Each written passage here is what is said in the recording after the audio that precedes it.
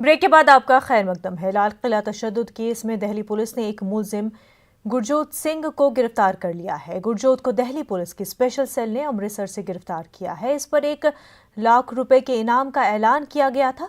ख्याल है कि ज़रे कवानीन के खिलाफ किसानों की ट्रैक्टर रैली के दरमियान लाल किले पर मुबैना तौर पर मजहबी परचम लहराने के सिलसिले में गुरजोत को गिरफ्तार किया गया है।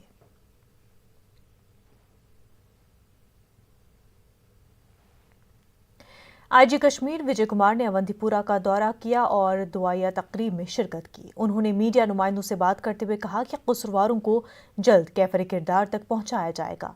वाज़ है कि जम्मू कश्मीर के अवंतीपुरा में मिलिटेंटों के हमले में एक SOP समेत 3 अफराद की मौत हो गई। SPO फयाज अहमद, उनकी अहलिया और उनकी बेटी की मिलिटेंट हमले में मौत हो गई।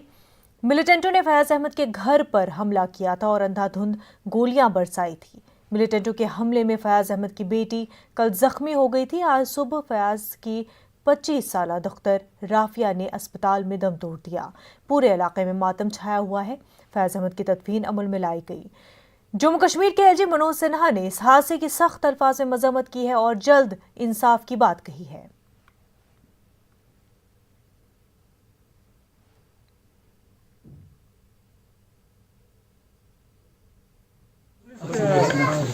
एंटी टेररिस्ट ऑपरेशन फ्रंट पर काम करते हैं। हर दो टारगेट है कि नई बात नहीं है। जैसा कि इस एरिया में मिलिटेंट का मूवमेंट रहता है, तो रात 2 टेररिस्ट आए और गोलियां से लग रहा था कि FT है, और उन्होंने हमारे एक SPO पर अंदाजन फायर किया। उनकी माँ बेटी को बचाने के उसको ही फायर किया। तीनों को हॉस्पिटल ले गया गया, बाद में शहीद हो गए। हम लोग को बहुत दुख है और बहुत जल्दी इसको आइडेंटिफाई करके इसको यूटिलाइज करेंगे। तो कुछ जानकारी मिली कि इस आउटफिट से है? ऑब्वियसली इस एरिया में जो मूवमेंट जैश मोहम्मद का है, इस लोकल एरिया में ये जैश का ही होगा। सर, आपको लगता है पूरा प्लान करके किया गया था?